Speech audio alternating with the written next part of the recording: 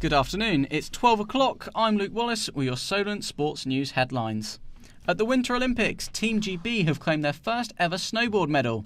Ollie Hill collected the bronze in the banked slalom event in Beijing after coming third in his 2 runs in the lower limb category. Teammate Owen Pick finished fourth and missed out on a medal by less than 0.2 of a second.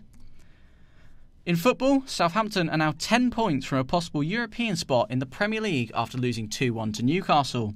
Stuart Armstrong fired them ahead before Chris Wood levelled and Bruno Guimaraes scored a stunning goal to take all 3 points. The result is only Saints' second home league defeat of the season. Here's manager Ralph Hasenhüttl.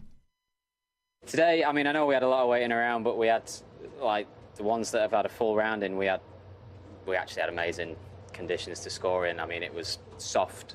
We were playing preferred lies, and there was never loads of wind. So, but you still got to hit the shots, and really happy to be done and see what happens over the next few days now.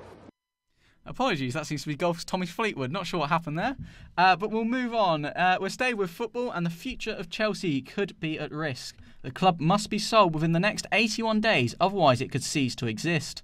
The Blues have been given a special licence to keep operating, but can't buy or sell players, renew contracts, and fans can't purchase match tickets. It's believed there are up to 10 interested parties at this time, but Thomas Tuchel's side remain focused. Distraction, another level of distraction actually with the sanctions, and we could feel it, that the players talk about it, that they're aware of it, and we accepted it. But like I said, I think the rhythm and the excitement and the love for the game in general helps us. Liverpool manager Jurgen Klopp says the club can't do much more in trying to convince Mo Salah to sign a new contract. The Egyptian's current deal runs out at the end of next season, and Salah has been linked with a move to Real Madrid, but Klopp isn't worried about the situation. It's Mo's decision. The club did what the club can do. That's how it is. It's nothing bad to say about it. It's all fine. From my point of view, it's exactly like it should be in this moment. Nothing happened further, so no signing, no rejection or whatever. We just have to wait for that.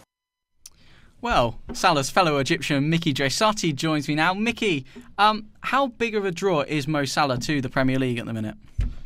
He's one of the world's greatest players at the moment, which is, if you look at it from an Egyptian perspective, it's completely huge. Let alone to see an Egyptian play in Europe was big enough for everyone. But now to see the world's biggest clubs fighting over him, and potentially Real Madrid now going for him, is incredible. He said he would love to stay in Liverpool for the full time of his career, but then again, there's so much more than what the player wants nowadays. There's contracts, there's money.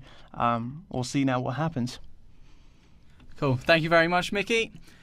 We're going to stick with football, and Mexican side Querétaro fans have been banned for a year from attending games at the Jalisco Stadium. The league has also forbidden hardcore fan group Barras from attending away games for 3 years. The punishments come after a brawl took place at a match against Atlas where 26 people were injured, including 3 critically.